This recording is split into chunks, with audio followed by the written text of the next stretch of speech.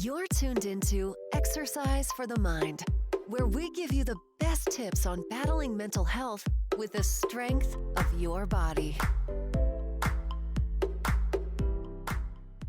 Hi everyone, welcome to Exercise for the Mind. I'm your host, Raina Wall, the founder of this podcast, and today I'm going to be talking about the effects of exercise on anxiety.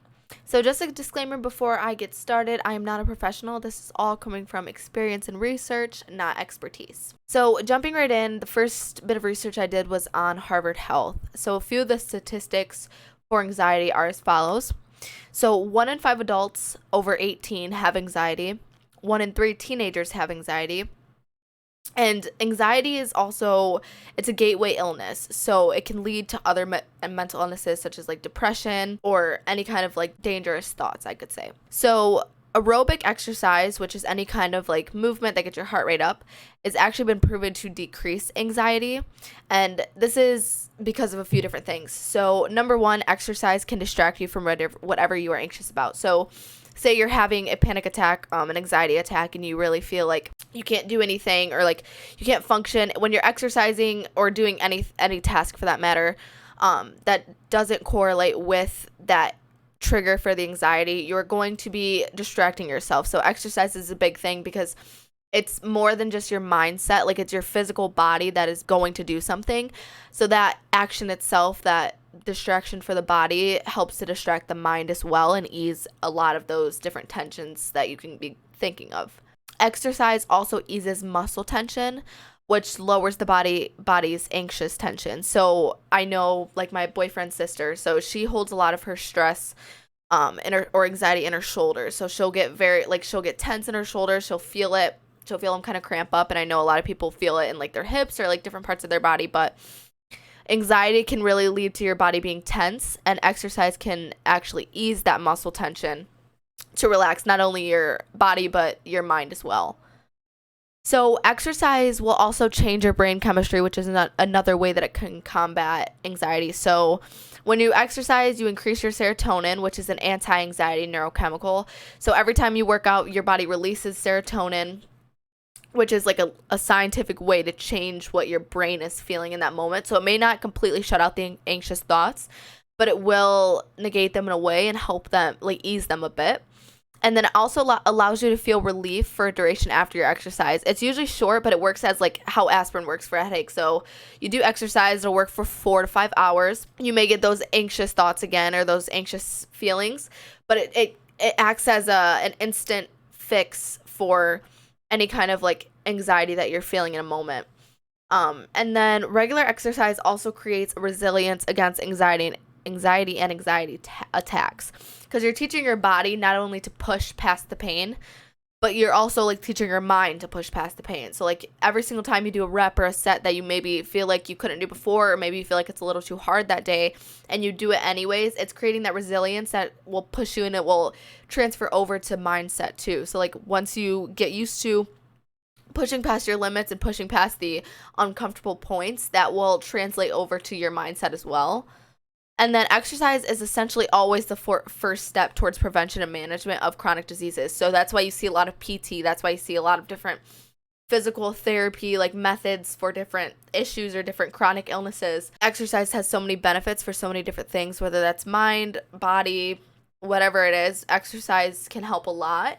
It can't help with everything, obviously, but it can help a lot. And according to the United States Department of Health and Human Services report on physical activity, regular exercise actually significantly reduced causes of mortality by up to 30% for men and women. So a few different like plans for this. So where do you start? So start small. Obviously, start with small daily goals for consistency. So set a goal of trying to go for a 15-minute walk a day, 30-minute walk a day.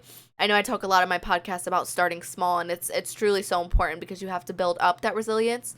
You have to build up that comfort level, and that starts small. So you want to start with small daily goals and build for consistency. And then move up to 30 minutes of moderate to intense exercise, maybe 4 or 5 times a week after you keep increasing. Or you can do, this is another way that people like to split it up. So it's 2 to 2.5 hours a week, and you can split it up however you can. So whatever fits in your schedule, but you really want to be trying to get 2 to 2.5 hours of exercise a week.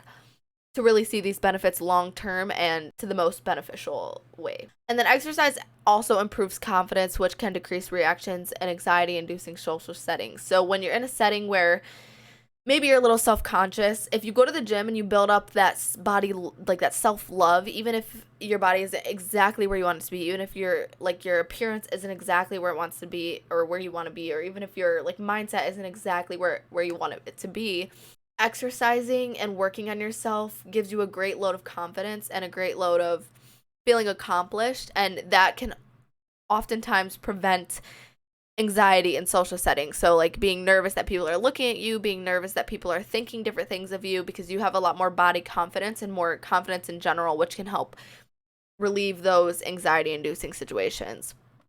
So how do you use exercise as your weapon when battling anxiety? So obviously choose something enjoyable, choose something that you can do often, choose something that you're not going to be able to convince yourself not to go do. So a few different examples of fun ways to exercise.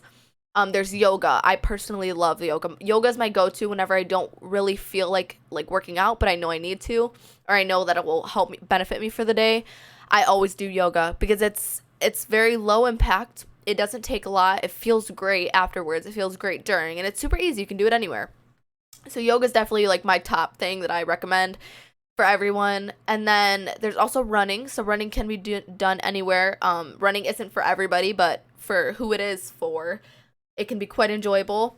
And then there's boxing, and then there's a million different ways to work out. You just have to find out what's your niche, which works for you, what you genuinely like to do, and then keep working at that.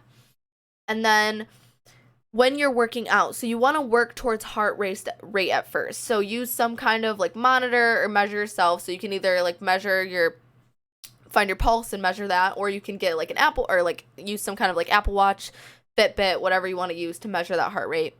And then another tip is to work out with others to utilize support systems. So it can be hard and very anxiety inducing to work out by yourself and be alone in a place where you're not really too comfortable yet. So a good tip is to find someone at your local gym or find a friend that's willing to work out with you and really go through it with them, because having a support system is a very important part of trying new things and pushing yourself out of your comfort zone. And then the last tip I'll give for this is exercise in nature or green spaces. So this is proven to lower anxiety and stress alone. So just being in these settings where it's very bright, very happy, those that scene, that setting alone can actually help reduce anxiety and stress as well. So those are the few tips I have for you guys today. As always, thank you so much for watching. I hope you all have a wonderful day, and I will see you guys next week.